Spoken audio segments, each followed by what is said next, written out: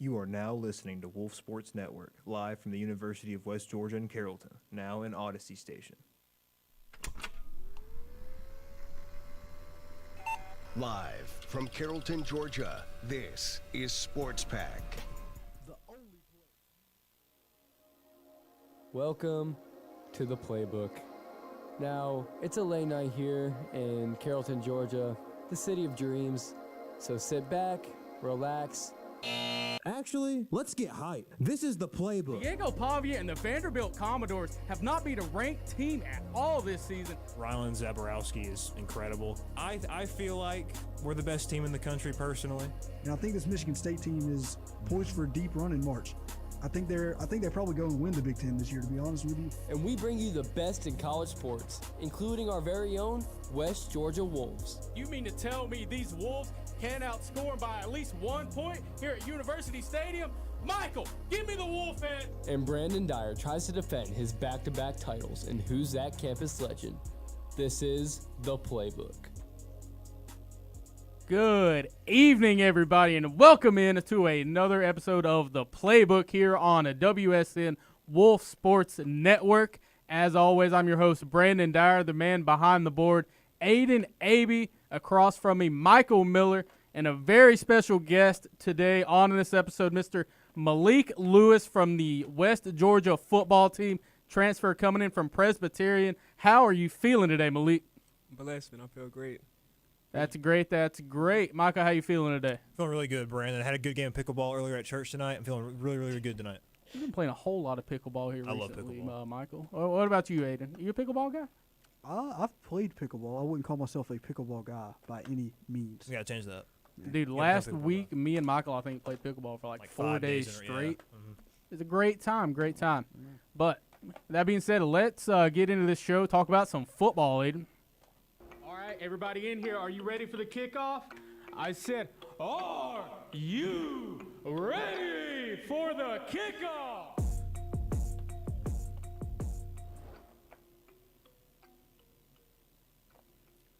We have Mr. Malik Lewis with us today.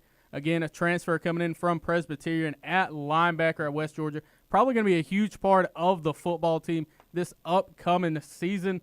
Malik, what has it been like playing for Coach Englehart the past 2 seasons over there at Presbyterian? It's been great. He's a great coach, you know. He just knows how to run a program. He knows how to change a program around. So just seeing the turnaround from our first year to my last year was, like, really cool. So I trusted him, and I know that we can get it done here.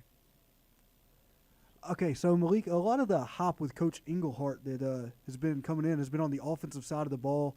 A lot of people want to see, the ball get thrown around all the time. What's the defensive philosophy that you would say he's brought over? Just playing hard, getting to the ball. We try to get all 11 hats to the ball every play, and we just, try to play relentless and play hard as possible, really, every snap. And so, Malik, I know obviously you coming over here from Presbyterian, and probably a lot of that had to do with Coach Englehart taking this job and coming over here. But outside of just him coming here and the staff he brought over, what about West Georgia drew you over here to transfer here? Really with my family. I have family in Macon, Georgia, and I have family in Atlanta as well. So just kind of being closer to home and just, like, really a big part was, Coach E, but really family was around, so that played a nice part as well. So now I know there's a whole lot of players that will, like, watch guys play in their position growing up in football and kind of model their game after them. Is there a guy like that for you? Oh, for sure. Derwin James, that's my favorite player. I watch him all the time, so I like to model myself out there. You a big Florida State fan? No, I'm a Gator. Oh, we got a Florida Gator. Michael's going to love we're that. We're going to have some problems over here, Malik. I'm not a big fan of the Florida Gators. So you just touched on a family from Macon. The signature win, I'd say, last year was at for Presbyterian. Was that win in Macon against Mercer? What was that game like? What did it mean to you and to the program? It meant a lot to me because the year before last year I got hurt against Mercer, so I was out for a full year. And just coming back and winning that game meant a lot. For the program, I think that was one of the bigger wins of our program history. So that was something a blessing to be a part of for sure. What's kind of been for you, since coming from high school into college football, what's kind of the biggest difference in the high school game and the college game for you? I'm going to say, communication, not just playing for yourself, being able to communicate with the whole team, being able to, understand what's going on and, situational awareness. It's, more, it's more mental than, physical in college for sure. So now when you're sitting there getting ready for a game, what do you think gets you the most excited to go out there and really just get on the field? Like, What kind of music's playing in that headset for you? a lot of Young Boy, a lot of Kodak, just stuff to get me amped, so definitely a lot of Young Boy for sure. There we go. I think so. Another thing is who's been the most influential person that you've had in your life? Probably my dad. My dad's a great role model for me. I just try to. He's been a great leader, and he just showed me right from wrong from an early age. So him being present just kind of shaped me to who I am today. So for sure, my pops. Now, I'll go back to you saying you're a Florida fan, which we can get past it, I guess, for a second. But do you have a favorite Florida Gator of all time? Oh yeah, I have a cousin, Juwan Taylor, who played for the Florida Gators. So yeah, that's really why I'm a Gator fan for sure. So now it's been a rough little few years for Florida. Are you just football guy, or are you like basketball too? Nah, I'm not really the biggest fan of basketball. I watch other sports. I watch UFC or boxing more. Who's your favorite UFC guy? Probably either Max Holloway or Charles Oliveira for sure. I'm a big fan of Max Holloway. Who I know he had a big fight. What was it, earlier this year? No, last year. He had a big fight against somebody last year. Oh, Gaethje. Yeah, Gaethje, yeah, that was who I was about to say. I remember watching that with my little brother. And just, Probably the best clip I've seen. But I seen it live, so it was just crazy watching with my teammates at PC. That was a memorable moment, for sure. I'm not okay. So I'm a big Rocky fan. I don't know if you watched the Rocky movies at all or anything like that, or Creed maybe. But when I watched Rocky for the first time, I was like, this boxing looks really cool. I want to watch boxing. And I started watching boxing. There's nothing like the Rocky movies. And I was very disappointed by it. It's like, do you like Rocky, Creed, anything like that, or do you prefer the real boxing over the movies? Depending on the fight, some fights are really boring nowadays in boxing. But if it's a good fight, I'll definitely like watching a good boxing match for sure. So now, what's your take on old Jake Paul when it comes to boxing? I'm not really. Are you more of a traditional guy, or do you like the influencers kind of trying to find their way into getting that payday over there? I'm not really the biggest fan. They kind of be boring when he fights, but I like what he's doing. He's definitely bringing more attention to boxing, so I can't really hate on that for sure. You really cannot hate on the views that is coming in with him on that one. Who was his last fight against? Was that against what? It was Anthony Joshua. Yeah. Anthony Joshua. Oh, that's the one. Did he want to breaking his jaw in that one? Got his face. And then, so boxing-wise, who's your favorite boxer? I like Shakur Stevenson. I like Bud Crawford. I got a list. Ryan Garcia. He just had a good win a couple weeks ago. There we go. Really dumb. Dude, Ryan so Garcia was still boxing. I know he was on Twitter full time now. I know I'm a little bit older, so Manny Pacquiao and Floyd Mayweather was the hype of me growing up. I remember that fight happening in high school whenever I was there, and it was a big time. It was a big thing the first time around, but now I think they're fighting again. They have a match set up to where they're gonna fight again. Yeah, that was the most I seen that on Instagram. Yeah, you excited about it? Yeah, I think Manny gonna win this time, really, because I seen Manny. He fought Mario Barbosa, however you say his name, Barbosos, but he fought him recently and he looked really good. So I think he got a good chance. I don't know if Floyd been fighting as much lately. Dude, I'm a big Manny Pacquiao fan. When it does come to, I don't watch much boxing, but when I do watch boxing, I was a big fan of Manny Pacquiao from back in the day. So, yeah, I think they're all right. So,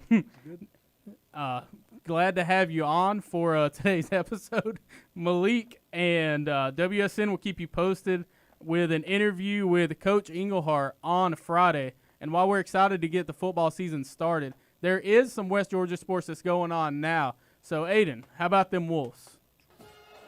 Hey, how about them Wolves? Let's talk about some West Georgia Wolves.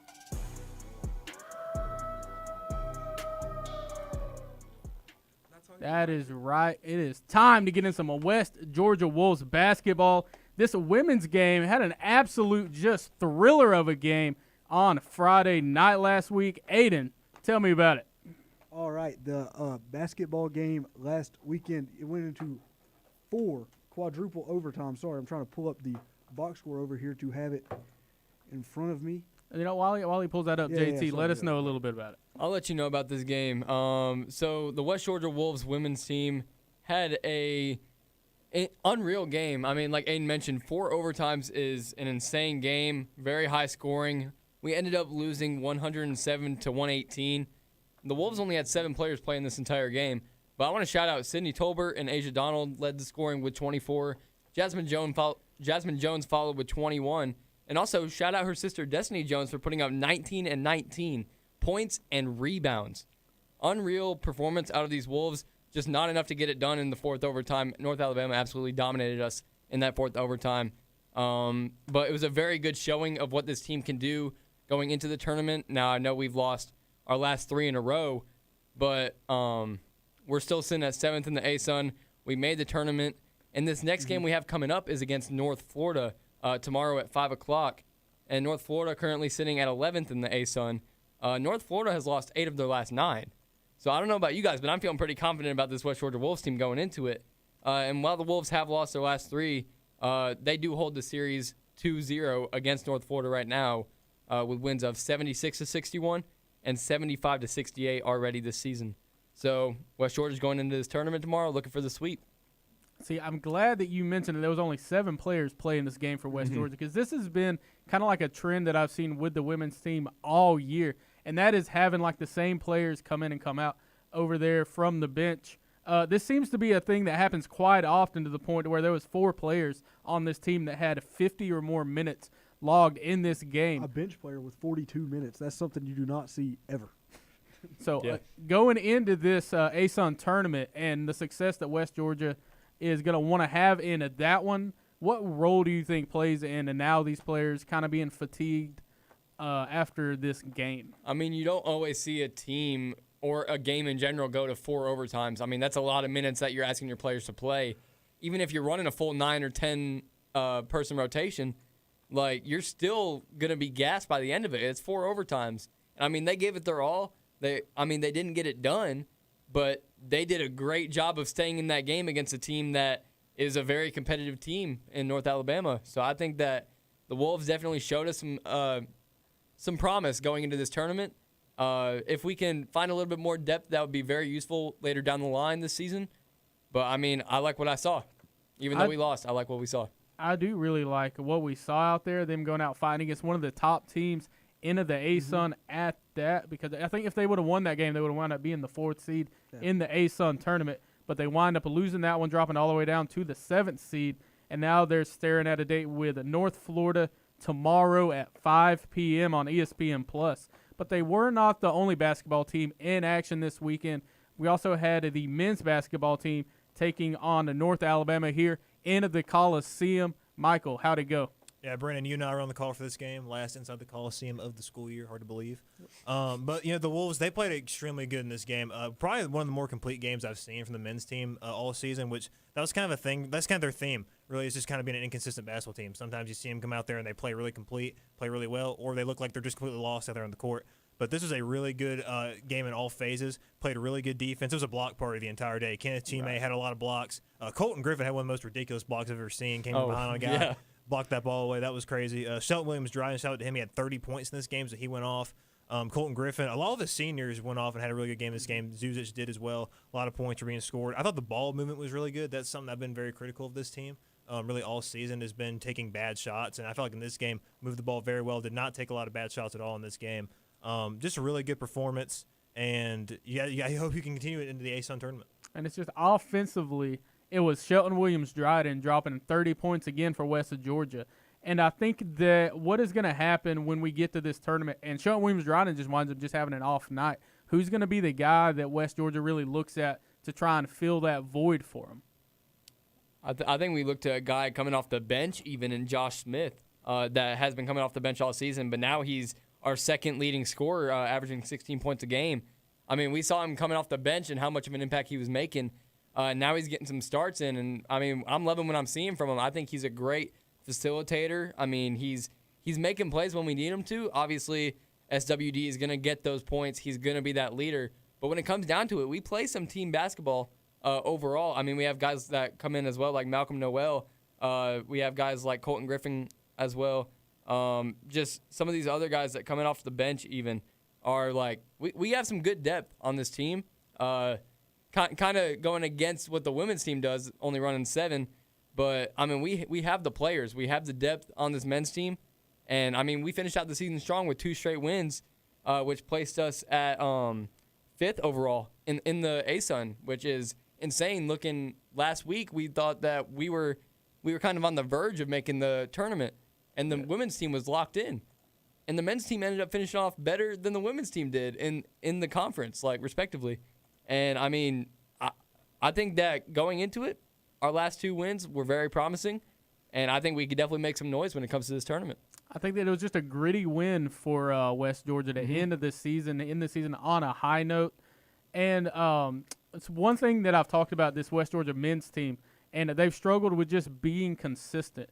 Like, they can look like one of the best teams in the ASUN one game and then turn around and look absolutely awful the next game. I think that what's going to push them above everybody else in the ASUN in the tournament is going to wind up being their ball mover. They're going to have to move the ball around. They're going to have to start moving the ball around, get some assists, get some players going. And, again, we have Javar Daniel and Kenneth Chime down there on the defensive end who like to get blocks and get those highlight plays, but they struggle with actually playing, like, man-up defense and putting their arms up to actually go up and stop some shots inside the paint a little bit. I think that this team is going to wind up challenging North Florida. I think we want to beat North Florida. What is it, tomorrow? No, it is Wednesday at 7 o'clock. They play Wednesday at 7 o'clock. But this West Georgia softball team had quite a weekend as well, Aiden. Yeah, up and down weekend. Started out, roller coaster that defined the rest of the weekend. A 10-9 loss against Seton Hall. Jenna Samuels pitching it. Ella Oswalt got her 6th home run. Jenna Samuels helped herself out with a couple of runs while she was on the mound. But it really fell apart from the bullpen. Casey Cutright comes in to relieve, allows 4 runs in just an inning, or just 1 out recorded for her. Then we can't get the bats going against Winthrop. Dropped that one 6-1. Furman, we finally put it together, a 6-4 win, and finished this weekend out against George Mason with a 6-3 win. Got the bats going, 8 hits to George Mason's 3, shut them down, hit the ball well, and gets a lot of momentum going into this weekend, where I believe you'll be calling a couple games for us. Oh, You yeah. had as much fun as I did calling the game last Tuesday against Jacksonville State. They do have a game on Wednesday against Sanford. Oh, I was going to get to before that. Sorry. I was just so excited to talk about you. Promoting my good friend Brandon Dyer. So we'll get to the game on Wednesday against Sanford, of course. Who could forget? But this West Georgia softball team had probably their best weekend of the year so far. Got a couple wins. Really contended with Seton Hall. Could have pulled that one out. Probably should have pulled that one out. If you don't allow 6 from the bullpen, you do. And it's like that first game on Friday. They wound up going up 4-0 on Seton Hall, and then wound up allowing the comeback on that one, 10-9. But ending the season, or ending the weekend, really high with back-to-back wins against Furman and George Mason into that one. But this weekend for softball, well, we have that Wednesday game against Sanford at 6 p.m. that I mentioned. But we also have a doubleheader Saturday, Gardner-Webb Saturday. First game will be at 1, and then there'll be another game after that. It'll be me and Joey Prater on the call for that one, so you're not going to miss out on that and listen to it. And then a doubleheader on a Sunday as well, Gardner-Webb, 1 o'clock. Was that pitch? 11 first a.m. pitch. 11 a.m. Oh, at 11 a.m. first pitch? They changed the time on it. And then 3 p.m. for North Alabama. Yeah, Gardner-Webb. Show up at 1, you'll be watching Gardner-Webb and North Alabama play each other. So, yeah, an 11 o'clock game against Gardner-Webb, and then a 3 o'clock game against North Alabama for the softball team. There we go. And before we go into a quick ad break, I want to let you guys know that Wolf Radio and Wolf Sports Network are proud to help reduce the 21% of adults with low literacy skills. We are collecting new and gently used books for every UWG pre-K student monthly. Gift today by visiting thewolfuwg.com/book drive. That's thewolfuwg.com/book drive. Now we're going to go into a quick ad break, show some love to the other shows. When we come back, we're going to talk about some college basketball. March Madness is coming up, and we're going to talk about some college baseball, so don't go anywhere. Yo, this is JT Money, and you're listening to The Playbook on Wolf Sports Network. We do not affiliate with Disney Channel in any way. Get ready to hit the jackpot. Sports Out of Pocket is back for Season 7. The Lucky Seven's final season with me, Jackson Voles. From wild debates to the boldest takes in the game, Jackson is going all in for his final run. 7 seasons, 1 final spin. Don't miss it. Catch Sports Out of Pocket every Wednesday at 6, only on Wolf Sports Network.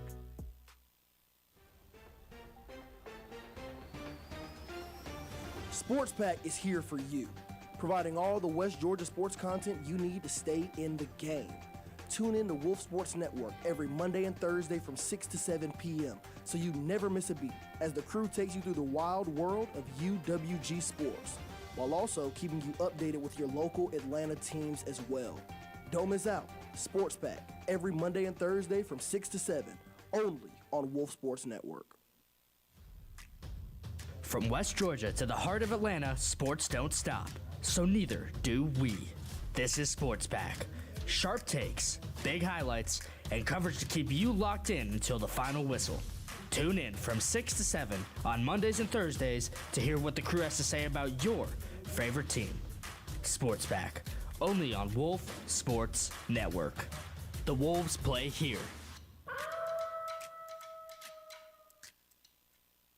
From the court to the diamond, Sports Pack has you covered.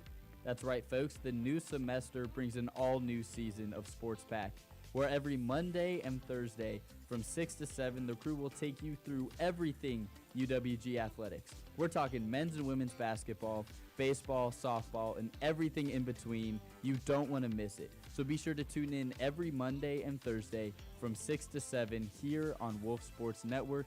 The Wolves play here. Oh, welcome back to the show. And when it comes to fandom, nothing matters more than the fit. The logo you wear solidifies your love. Now you can be a Wolf Sports Network fanatic with our brand new merch store powered by Ozier Apparel. Go visit wolfsportsnetwork.com and click around. And now, let's talk about some college basketball. Dunking on them like they're tendies in some barbecue sauce. Oh, my! It's time for halftime hoops. Sports-wise, it is one of my favorite months of the year now, guys. Let's It is go. March Madness time here in the studio and in college basketball. And we got it started and tipped off the right way with the Florida Gators and the Arkansas Razorbacks. Florida winds up with the 111-77 win over number 20 Arkansas. Thomas Hall, 22 points, 5 rebounds. Ruben Chinye-Lu, 12 points, 16 rebounds. Alex Condon, 17 points, 6 rebounds. And Xavier Lee, 13 points, 7 assists, and 4 rebounds himself. A total of 6 players score in double figures for Florida in this one. And they've won 14 of the last 15 games. Wins over Vanderbilt, Tennessee, Georgia, Alabama, Kentucky, and now Arkansas. They rule the SEC this season, guys. But do they rule the country? No. Whoa. Is Florida a top 5 country? Or top 5 team? Top 5 team. The country. Aiden might have something to say about that later, talking about Florida becoming a country. Are the Florida Gators a top 5 team in college basketball? I believe they are. I believe they're currently ranked at number 5, and I think it is well deserved. I mean, we have number 1 is Duke. Number 2 is Arizona. Number 3 is Michigan. Number 4 is UConn. And I believe Florida is sitting at 5 right now, and I think that is very fitting for them. They very clearly own the SEC right now when it comes to basketball. I mean, the only team that might come close right now is Alabama. But even then, like, I don't even think Alabama comes close to Florida. I don't think they're on the same scale at all. Florida, we saw them last year make it very far in the tournament. Obviously, I mean they went all the way almost. Oh yeah, they went all the way to the national championship. They went all the way to the national championship game, and they won the thing. Yeah, they won the thing. What we're noticing is Florida is catching fire again at the end of the year. I mean, they have 2 games at the end of the season that they should win pretty easily against very low-ranked teams that might not they got make. A scary game is Kentucky. Kentucky's not scary this year. No, they just beat Vanderbilt. Kentucky's a scary team. Kentucky's a scary team. Kentucky, Shout out Kentucky. Kentucky, no. Okay. Kentucky's not a scary team, and Florida is a scary team. And Florida is going to make it very far in this tournament. I think they're well deserving of a top 5 spot. They could even be a 1 seed. I would give it to them, maybe over UConn. But I think that Florida, definitely a top 5 team, especially coming into the tournament. I wouldn't be surprised if they go all the way again. In the words of Kirby Smart, I never realized how much of a basketball town Gainesville, Florida was. until this year. They just gave up on football and focused on basketball now. It's sad to see in Gainesville, Florida, to be honest. But for me, Florida, this really isn't kind of a resurgence at all. Like, I feel like they've been this team really the whole year. They had some tough losses back in December when they played some non-conference games. But they played Arizona, they played Duke, they played UConn, and all those games were really, really close. It just didn't go their way. I feel like Florida's they've gotten better and better as the year has gone on. Obviously, you want to clip a couple of those teams. You're going to play 3 really good teams like that. You want to be able to compete and win those games, but they were really close games. And then since then, they just been on a reign of terror. They beat Alabama like a drum earlier this year. Dismantled Arkansas the other day. Mm-hmm. They've dismantled us 2 times now this year, which isn't saying much. I agree, Aiden. It's not saying very much. But they've taken care of business in the SEC, and like JT was saying, they're really just kind of the kings of the SEC when it comes to basketball. I guess Alabama's probably the closest team to them, maybe Vanderbilt, but even then, I feel like that's a pretty wide gap. Very wide. Aiden. This Florida team is so good that they can waste a roster spot on a guy who is physically incapable of tying his own shoes and put him into SEC basketball games. Olivier Rioux can't walk down the court, but he can get minutes for this Florida team because they're so good. They beat Arkansas by 34. They put a French guy in who can't walk. That's how good this basketball team is. And we want to ask if they're one of the best 4 teams in the country. Yes. Nobody else can waste a roster spot on a immobile How far object. up would you put him on that list, Aiden? How far would you be willing to go with it? 3. 3?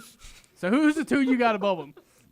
Who's the 2 you got above him? Oh man, you're making me say things now. Okay, give me Duke. And give me Michigan over him.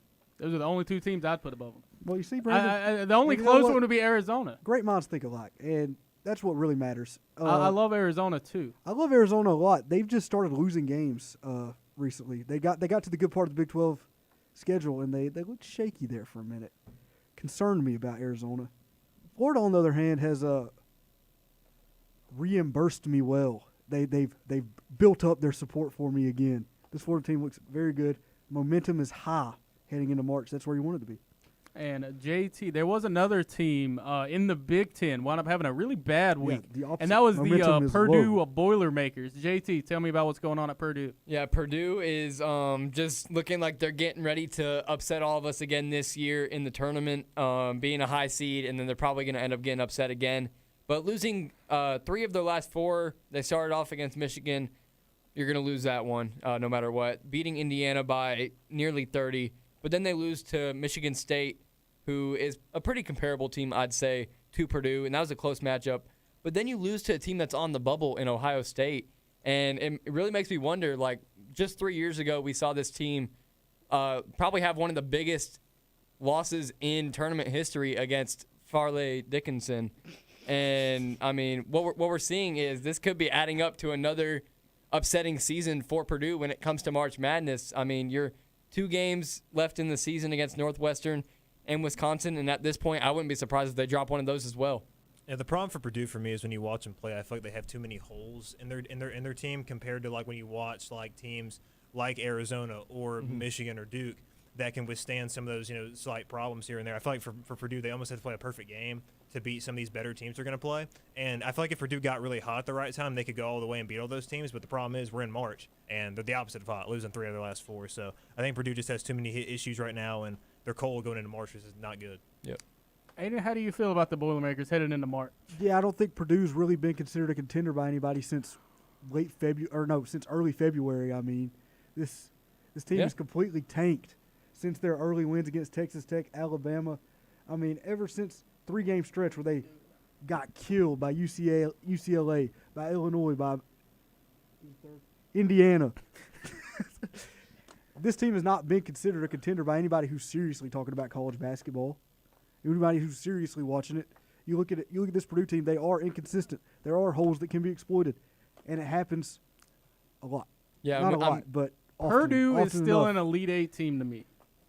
I think that Purdue they should can be higher than that. I mean, Purdue can beat all but I would say 10 teams in the country this season. They beat Texas Tech by 30 earlier this season. They've beaten Nebraska, and they just took Michigan State down to the last shot in that game that you were talking about, JT. This is still a great basketball game. They lead all power conferences in assists, and they have, I would argue, the best facilitator in college basketball in Braden Smith. They lead the nation in three-point percentage.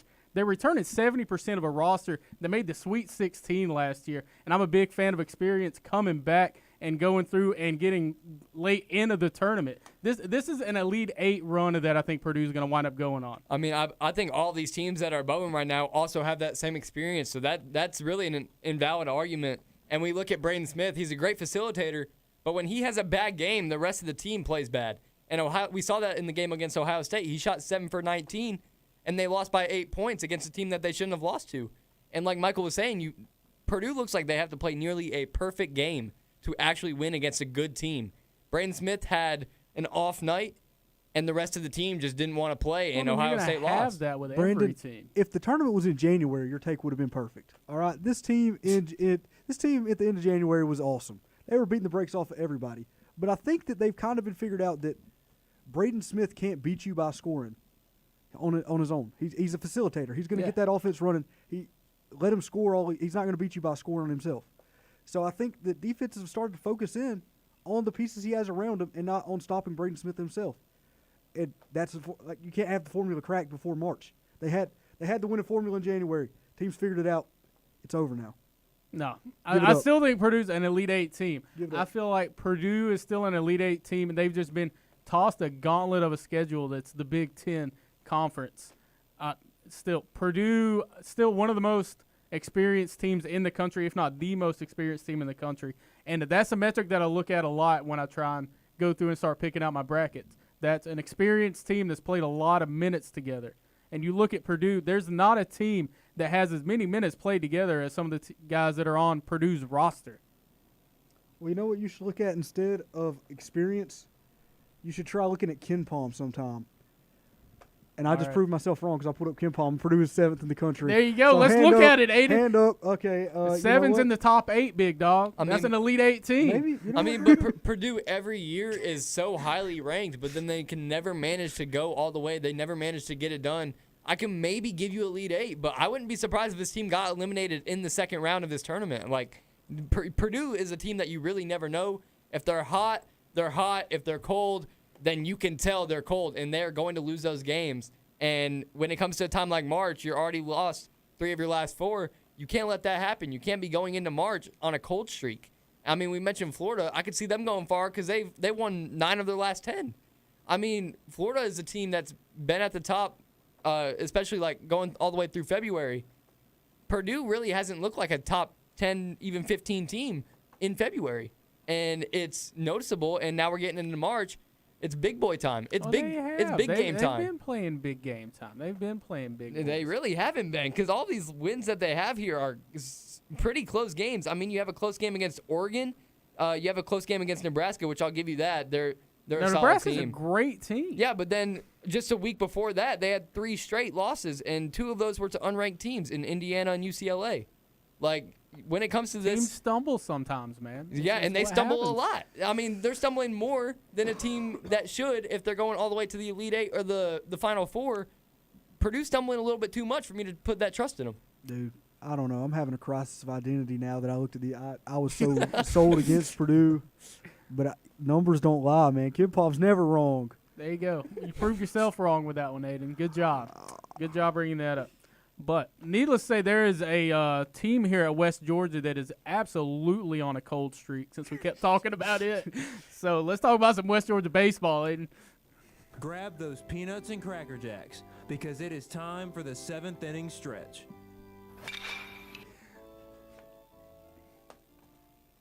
That is right. Your favorite, I don't want to say losers to watch play baseball, took the baseball diamond over the weekend. Winners at heart. And it was your West Georgia Wolves Moral baseball victories. team going and playing a 3-game series against the University of South Alabama. Aiden, how'd it go for them? It went poorly, but in different ways every time. You know, Friday it was a classic loss. You go out there, you lose 7-4. The bats were kind of working, just not completely, but you gave up 7 runs. You know, that's just a classic loss. Now, Saturday, you do something special. All right, you go out there and you give up 21 runs. All right, that's special. That's something that doesn't happen every day. That's a special way to lose. And then Sunday, you come back, you're like, all right, we gave up 21 yesterday. What can we do better today? Let's fix the pitching, and we'll get a win. You give up 2 runs. You still lose. You score 1, you lose the game.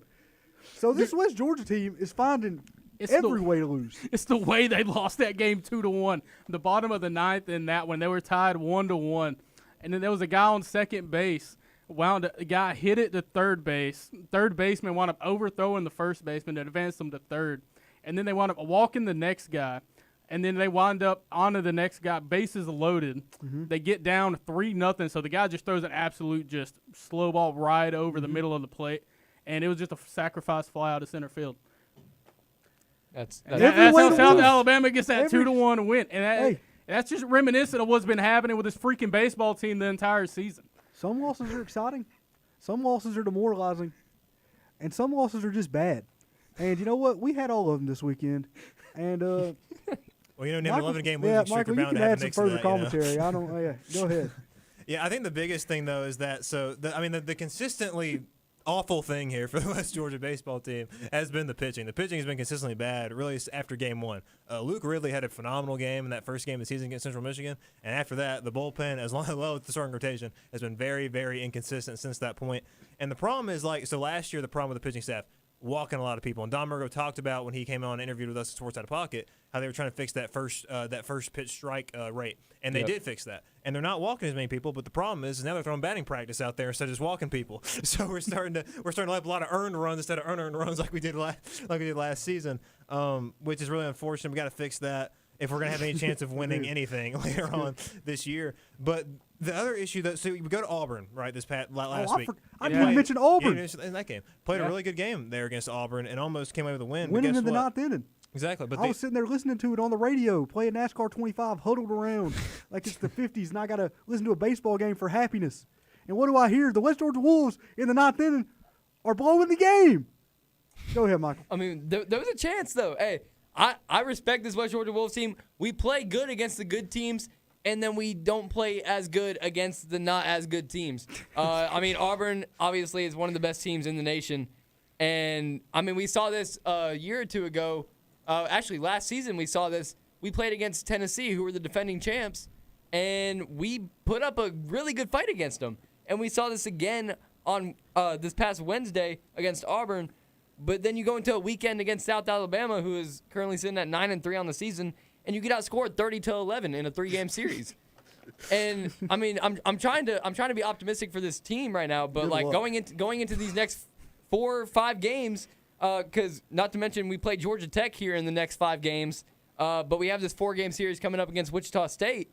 They're sitting at 9-3, and they are absolutely beating everybody. We talked to some baseball players on the Wolves team, and they said, "Oh yeah, we're excited to play this team." Are you? You guys are 1-9, and you're going up against a team that is currently 9-3, and you're going all the way over to Wichita State. And I don't know how excited I would be to play a team when you're only getting 1 win on the season so far. I'd also add the fact here real quick that when the pitching has been better in some of these games, the offense is completely gone. Yeah, that is true. That's been my thing. And the biggest part of this, so I want to shout out Gabe Worth. Gabe Worth has had some phenomenal at-bats all season. He's been very consistent. He's doing a great job right now. Fano Cruz has done a good job as well, has some pop in that bat, but he's chasing a lot, and that's kind of the big deal with the rest of the lineup. The lineup is having some really bad at-bats outside of Gabe Worth, to be honest, chasing a lot of stuff, a lot of strikeouts, chasing stuff outside the zone, and that's been the biggest problem. When the pitching has been good, we're chasing a lot and we're striking out a lot on offense. That's what I was going to say, was that we can't put together a good game. Like we can either have a good pitching game or a good batting game, but we can't have both of them. That's just the way that it rolls here into the City of Dreams this season, I guess. I don't really know. I'm not optimistic about this baseball team moving forward. I'm going to love every second that I have going over there, and I know we're going to cover a whole lot of games for Wolf Sports Network over there. And yeah, I'm 1-0 calling games this year. There we go. Michael's the good luck charm. Me and Ryan Kroger 1-0. I'm going to be rooting for West Georgia. I hope West Georgia wins the game. What else is there to say? I mean, that's really all we can hope for right now. I mean, we really got to find a way to get back on track. I think Wichita State is a really, really good baseball team, and I think this might actually be our best shot so far at getting back on track against a team like this. South Alabama obviously outmatched us completely. Wichita State, we'll see what we can do against them. If we get one game out of this, I will be cheering. I will be taking my shirt off, swinging it around. I will be so on fire with this team. But right now, I just can't see myself doing that this weekend. We're going to Omaha. And listen, everybody, I understand that an 11-game losing streak can be very, very detrimental. It can be very depressing. But listen, guys, we've got to drink responsibly. College students who binge drink alcohol at least 3 times per week are roughly 6 times more likely to perform poorly on a test or project because of drinking. Dream City Brewing Company, Wolf Sports Network, and Wolf Radio proudly reminds you to drink responsibly. Students 21 and over should drink responsibly in an environment that discourages over. Faculty won't take hangovers as excuses. And guys, we're going to take a quick break here on Wolf Sports Network. When we come back, we're going to make some picks on Playbook Picks and then another edition of Who's That Campus Legend. Stay tuned. You're listening to the Playbook on Wolf Sports Network, your home for college sports.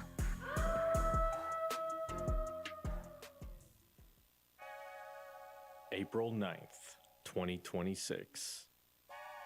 Wolfstock, the event of the year. Bring your friends and family out for fun games, prizes, and most importantly, good music from local artists. But why trust me? Because my name is Bliss, and I'll be performing at Wolfstock 2026, and I hope to see you there. Wolf Sports Network. The Wolves play here. WSN, Wolf Sports Network, will have you covered this West Georgia basketball season with Inside the Coliseum, our 30-minute pregame show that will start 1 hour before select home games. But we saw his ability to make those tough shots. He is a shooter, and he was second in scoring behind Shelton Williams-Dryden. I think we just need to get everybody the ball as much as possible. I think we need to throw the rock around. Join us as we cover both the men's and women's basketball seasons from Inside the Coliseum. Tune in to Wolf Sports Network throughout the week to hear the very best in UWG sports coverage. Catch live shows, score updates, and breaking news all week long. But sometimes seeing really is believing. And now you can watch your favorite Wolf Sports Network shows live on YouTube. Follow at Wolf Sports Network on YouTube as we bring you into the studio with your favorite shows and personalities. Wolf Sports Network. The Wolves play here.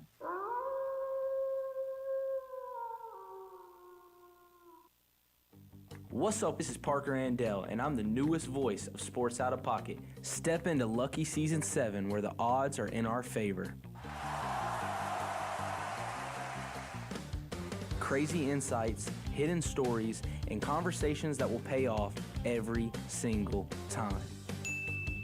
With a fresh season and a fresh voice, Lucky Sevens is here. Tune in to Sports Out of Pocket every Wednesday at 6, only on Wolf Sports Network.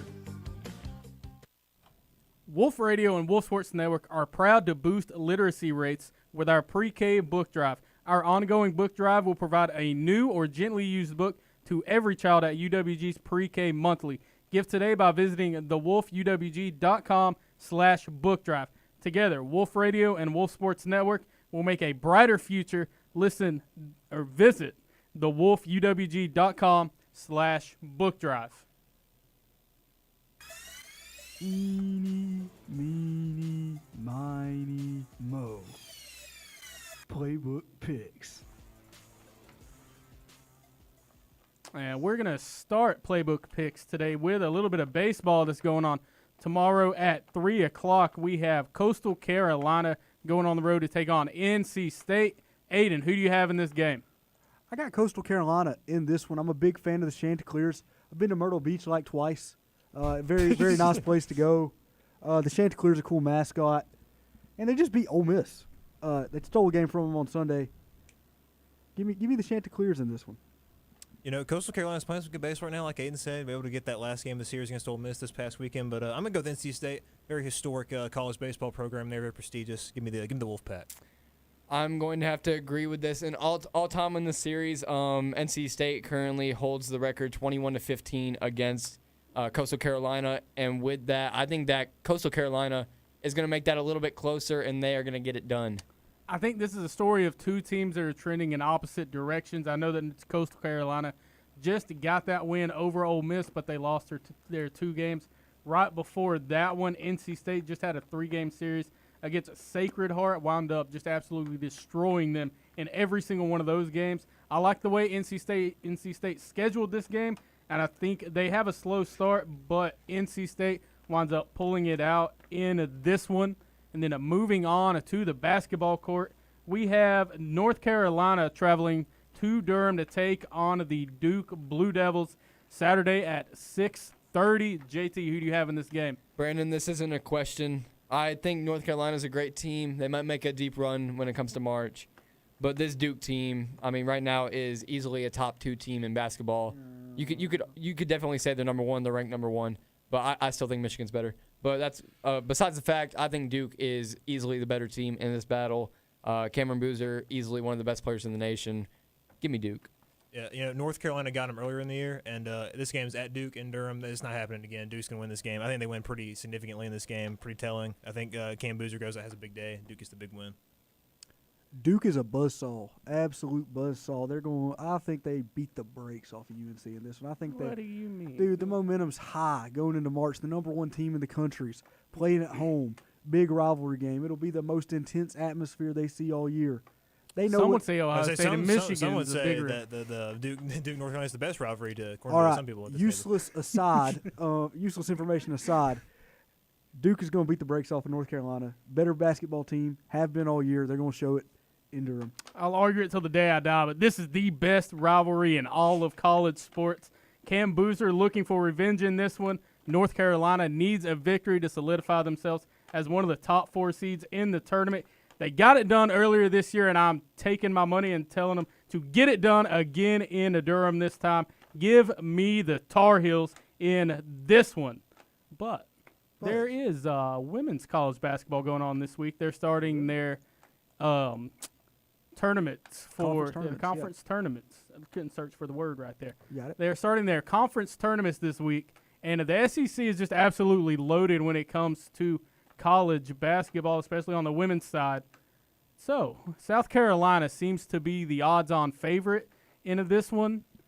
Do we think South Carolina gets this one, or do we think the field gets it, Aiden? I think South Carolina is going to have a cakewalk to this conference tournament. And I think you probably got to be pretty stupid to pick against them going into this one. I know there's going to be some people talking after me, but I'm just going to say it flat out. Y'all are dumb if you pick against South Carolina in this one. They have beat everybody to death this season. Okay, they lost the game to Oklahoma. We want to talk about the game to Oklahoma. One stumble in a 32-game season. You're going to hold it against them? Yeah, it's a loss. Brother, they've won. Loss has got to mean something right here, Aiden. They've won like 10 games straight, maybe even 11. I can't really count that high. But this South Carolina team's killer, man. They are insane. Don't pick against them or else. I mean, I guess I'm an idiot, Aiden, because I'm going to go with the field in this one. You got some good teams in the SEC. You got LSU playing some good basketball. The Lady Dogs have been playing really well recently. Dark horse SEC champion right there. You see, and he just proved how unserious that he was when talking about college basketball. Come on, Michael. He doesn't speak for the rest of us, Aiden. Yeah. Oh, dude. Look, I get South Carolina. I feel like has been like the Alabama of women's basketball for as long as I can possibly remember. Like if I was going to describe that's even a stretch. I'd say UConn's a way better program than South Carolina. Yeah. That's for another day. I'm talking debate. about like football. Running the SEC. Oh, okay. You know what I'm saying? But but that's kind of how I felt about South Carolina. Like that comparison to them, just the fact they're winning the SEC every year. Which they're not this year though. Georgia's going all the way in the SEC tournament. Women's team. You see, guys, I have not been disproven. You're not making our case better, Michael. You're not making the case better. Lukewarm temperature IQ. The SEC is fun. The SEC. I mean, looking at the schedule for South Carolina, who they have played so far this season, they look like a gauntlet. They have definitely played a gauntlet. The SEC is loaded with great teams, and I mean, we're seeing more recently, they're just getting even more on fire. I mean, beating Ole Miss 85-48, beating Alabama 76-57. Beating Tennessee 93-50, beating Mississippi State 88-40. Like, they are cakewalking the SEC right now. I maybe won't say they cakewalk when it comes to the tournament, but when I think about how they are performing right now, I think that they definitely have a chance to go out and win it all. They definitely have the best chance to go out and win it all. And I think I'd be very surprised if they don't go out and win it. So, listen, the SEC is the deepest conference by far, without a doubt, in women's college basketball. You look over there at Texas, what they have going on with Madison Booker. You look at Oklahoma with my girl Reagan Beers. I've been telling you all about her all year. Having a great season. LSU, one of the best defensive teams in the country. Vanderbilt, Michaela Blakes. I think all of them could beat South Carolina in the tournament. I'm not going to say they will, but there's a chance that any of them could, because Texas played them close earlier this year, and so did LSU. So I'm taking the field in it. I think that there's way too many teams for me to just pick out a solidified winner into the SEC tournament. But swapping over to men's college basketball, another great rivalry going on with the Michigan State Spartans. Oh, Michigan State Spartans taking on the Michigan Wolverines. That's going to happen on Sunday at 5:30 to close out the regular season for college basketball. JT, who do you have in this one? Another great rivalry, in-state rivalry, just like Duke and UNC, which we already talked about. I really like Jeremy Fears. Got him mixed up with a former player. Jeremy Fears Jr. I really like this Michigan State team, but when it comes down to it, this Michigan team is just way too good. I think they're best team in college basketball, and I think that they get this one done and prove that they deserve that number 1 seed. Michigan got them once already this season. Brandon and I were watching that game together. That day, actually, I got my eyes dilated, so I couldn't see anything that was going on. I was having to listen to it, really. It's kind of like back in the day with the radio. I couldn't really see what was going on. Exactly. With the Michigan State game. But I think Michigan repeats what they did in that first game. They're just a much better team than Michigan State, in my opinion. They're at home. Give me Michigan. Aiden. Yeah, Michigan, very good basketball team. A lot of people say the best team in the country. Those people are probably, they got an argument. I'm not going to argue with them. That's a good take.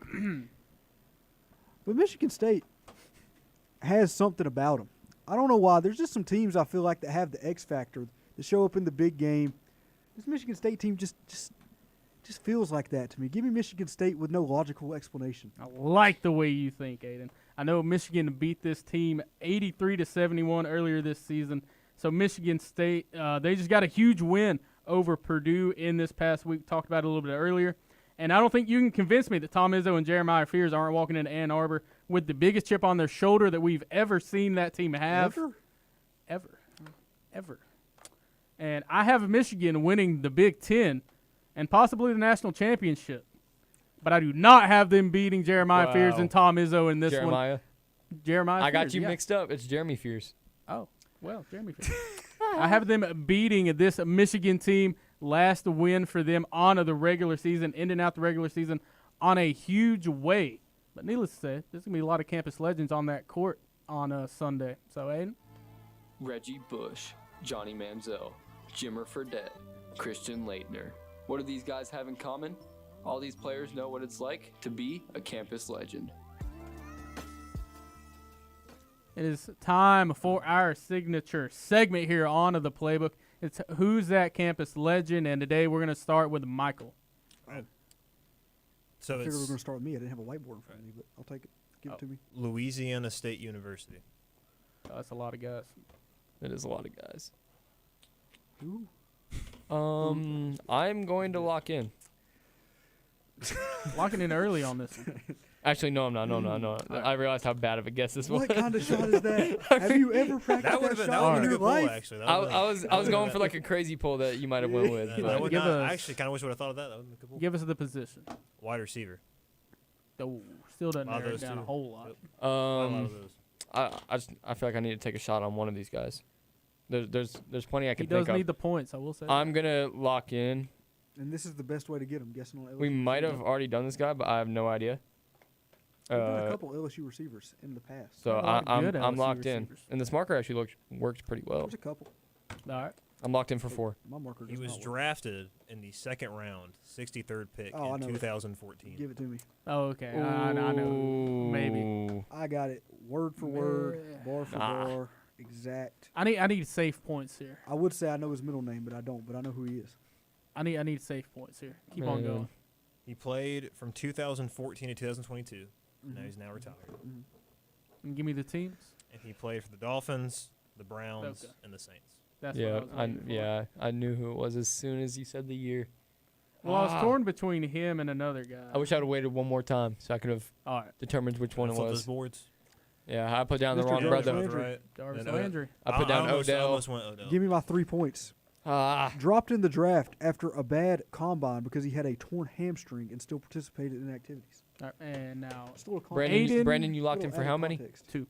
All right. Aiden, who's going to be your campus legend? Oh, my campus legend went to the University of Kansas State. Oh, gracious. Kansas State? That's right, a Wildcat. I don't know. Kansas State Wildcat. He played wide receiver. Played wide receiver. I'm glad I didn't lock in yet. Well, I 'cause said it had with no a past idea. tense there. I should say Plays. he plays wide receiver. Oh, so he still plays. Little hint. No. Nobody? No. He was drafted 69th overall in the third round of the 2015 draft. Sorry, I lost my place there. Nice. 2015. I don't got one. Still not. Okay. He's played. Wait, no, teams next, right? Teams No, next. no. Years played. Years played. Years played, 2015 to now. 2015 to 2015 now. to now? Yep. I don't know Kansas State wide receivers. I don't. I got nothing. He played for the Seattle Seahawks, the Tennessee Titans, and the Las Vegas Raiders. Oh, There's going plays. to be 3 guys kicking themselves after they hear this one. Oh, give me the marker. He still give plays? me the marker. Still plays. On the Raiders? Give me the marker. I don't think I'm entitled to give you that information. But his last game he appeared in was for the Raiders. He had a stellar year last year. I don't know why y'all don't remember this guy. Stellar? Stellar. I need that Standout, marker. some could say.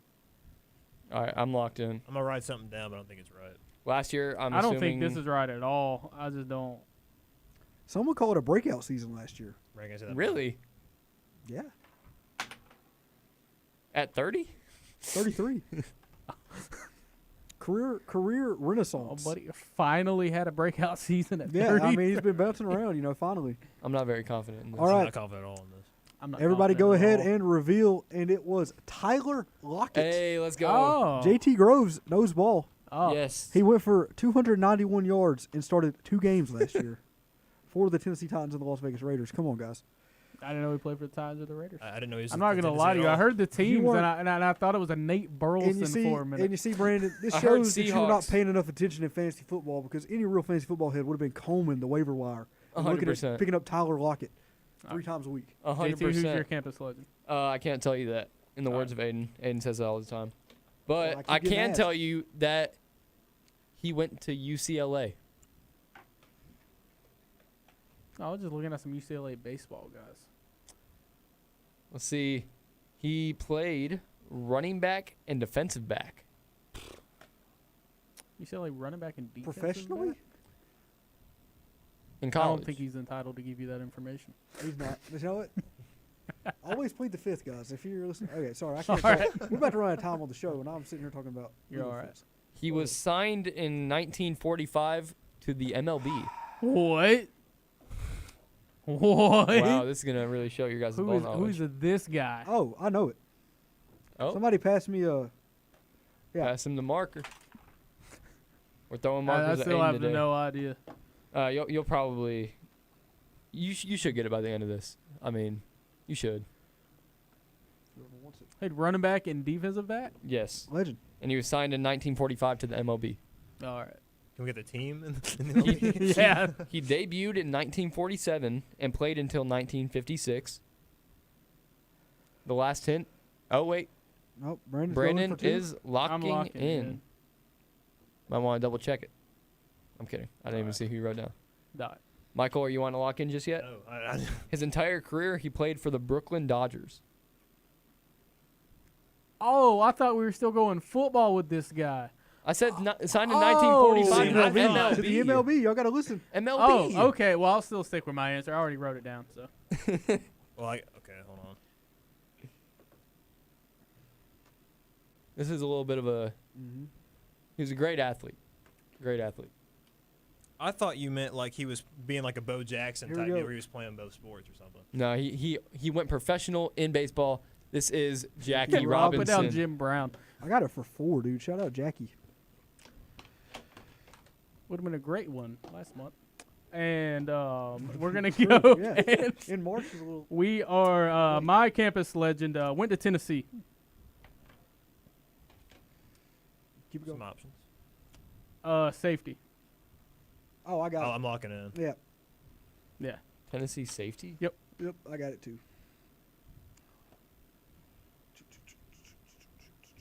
You can go ahead. I'm riding. All right. 5th pick in 2010. Ooh. Okay. Marker. Yep. I'm gonna lock in. Got you. Ooh. Marker don't work. That's fine. All right, you'll see it. I still think You'll be able to see it. We'll be able to see it. All right, go ahead and list off the last of the clues. List it while we. 2010 to 2019, and he only played for the Chiefs. No. Yep. Who'd we get here? Berry. Eric Berry. I put Derwin James. Derwin played for James, it. legend. That is all we have time here today, ladies and gentlemen. I'm your host, Brandon Dyer, Aiden Aby, Michael Miller, and a JT Groves. We'll see you guys next Monday. Long name.